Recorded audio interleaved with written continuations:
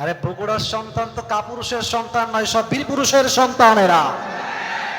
তা শহীদ জিয়ার মাটি, যিনি বাংলাদেশের একজন এমন নক্ষত্র ছিলেন, স্বাধীনতার ঘোষক ছিলেন, তিনি এই দেশের জন্য জীবন দিয়ে রক্ত দিয়ে শহীদি মৃত্যুবরণ করে প্রমাণ করেছেন বগুড়ার সন্তান জীবন দিতে প্রস্তুত থাকে, বাতিলের সামনে মাথার গত প্রস্তুত থাকে না।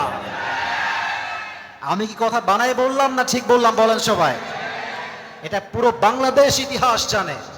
অতএব সেই মাটিতে আমি আজকে এসেছি। আরে কথা বলবেন বিড়ালের বাচ্চার মতো ম্যান ম্যান করে নয়। মুসলমানরা একমাত্র আল্লাহকে ভয় পায়, সেকেন্ড আর কাউকে তারা পরোয়া করে কথা বলে না। বলেন সবাই জোরে সোরে আমিন। এই তোমরা শোনো, এই যে না ওই যুবকদেরকে ধাক্কা দেওয়া যাবে না, ধমক দেওয়া যাবে না। ওরা আছে বলে মাহফিলটা টিকে আছে আজকের মাটিতে। ওরাই আমাদের ভালোবাসা, ওরা আগামী বাংলাদেশ, এরাই বাংলাদেশকে ইসলাম কায়েম করে দেখায় দেবে ইনশাআল্লাহ। আপনারা দেখতেই পাচ্ছেন পরিবেশ খুব গরম পরিবেশ।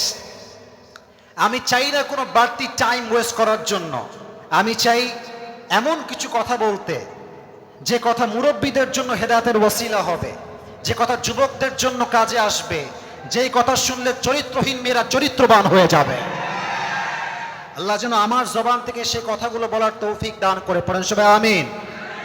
তো আমি একাধারেই দোয়া করে দেই, যেটা আমাদের সকলের জন্য কল্যাণ হবে।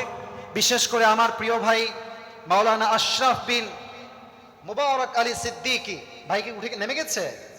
ভাই আমাকে মূলত ইনভাইট করেছেন, এবং এই কমিটিবৃন্দ যারা দিনরাত পরিশ্রম করেছে, কষ্ট করেছে, আল্লাহ সবাইকে যেন ইসলামের খাদেম হিসেবে কবুল করে নেয়। পড়েন সবাই আমিন।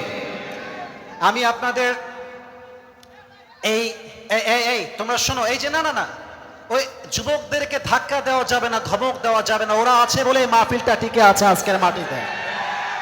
ওরাই আমাদের ভালোবাসা, ওরা আগামী বাংলাদেশ, এরাই বাংলাদেশকে ইসলাম কায়েম করে দেখায় দেবে ইনশাআল্লাহ। একটু নীরবতা চাই, একটু চুপচাপ বসাটা চাই।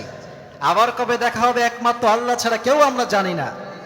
আর আমি একটা কথা বলতে চাই, অনলাইনে যা দেখা যায় বাস্তবে কিন্তু তা হয় না।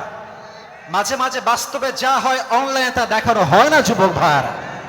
এজন্য আমি সবসময় বলি, তা দেখবেন যা দেখানো হয় না, তা দেখবেন না যা আসলে দেখাতে চায় বাট বাস্তবে তার কোনো অস্তিত্ব নাই যুবক ভাইরা, ঠিক কিনা বলো? আমাদের নামে বদনামকারী রয়েছে, আমাদের সমালোচক রয়েছে। আমি একটা কথা শুধু ডিক্লেয়ার করতে চাই, আমি আসিফ যদি ইললজিক্যাল কোনো কথা বলি, কোরআন এবং হাদিসের বাহিরে কোনো কথা বলি, যে কোনো ব্যক্তি দাঁড়িয়ে প্রতিবাদ করতে পারে। I don't have any objection on it, আমার কোনো অভিযোগ নেই। বাট আমি যদি ইসলামের রাজ কায়েমের কথা বলি, আল্লাহর জমিনে আল্লাহর রাজ কায়েমের কথা বলি, আর কেউ যদি বাধা দিয়ে বলে বাংলাদেশের তাফসির মাহফিলে আল্লাহর জমিনে আল্লাহর রাজ কায়েমের কথা চলবে না, তার পিঠের হাড্ডি গুড্ডি ভেঙে আমরা গুড়িয়ে দিব যুবক ভাই।